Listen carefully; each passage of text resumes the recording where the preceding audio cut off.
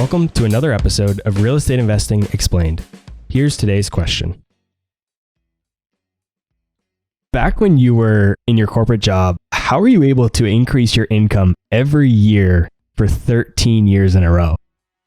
That was very deliberate. So that's the flip side of the coin. Every year on the 31st of December, I will shut everything out for 90 minutes and just focus on going over the past year, seeing what went well, what didn't go well, who did I meet, how did that person impact me. I'm just studying my successes and my failures and going over my goals and seeing what I can harness from the previous year that will serve me in the year that's to come. And it enables me to self-assess because I'm more concerned with comparing myself to myself than anyone else. And so one of my goals is to make more and more money every year. So I have income goals and I have net worth goals. And so all of those are written out and then I track them quarterly. But when you're deliberate about goals, when I played baseball, I wanted my batting average to go up every year. When I was in business, I wanted my income to go up every year. So it's just through living intentionally and journaling and tracking. And when you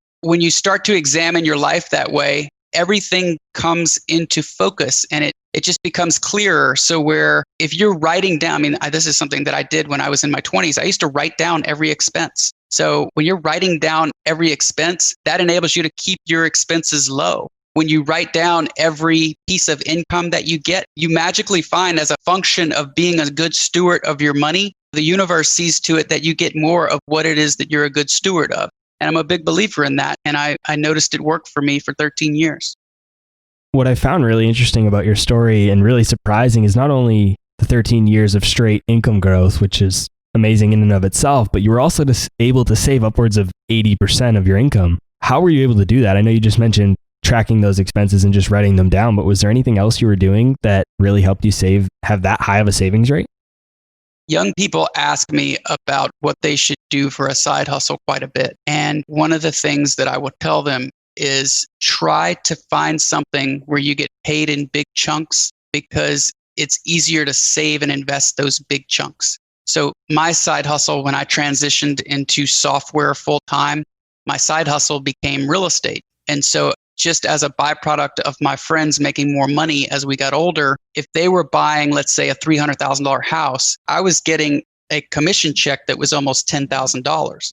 Well, since I'm living deliberately and tracking my expenses, my lifestyle becomes my decision to where I know exactly how much money I'm spending every month. So if I want to give myself a raise, my lifestyle is not dependent on my income. It's totally up to me. So let's say I make $4,000. Or let's say I was spending $4,000. Let's say I made $10,000 in a month. My lifestyle is such that I'm spending $4,000 a month. If I want to give myself a 10% raise, that is completely divorced from my income. I'm giving myself $4,400 the next month, right? I gave myself a 10% raise. So when I get a big check, like a real estate check for another $10,000, a nice little bonus, all of that is being used to save and invest, to pay down real estate. It's not factoring into my budget at all. That's all for this episode of Real Estate Investing Explained.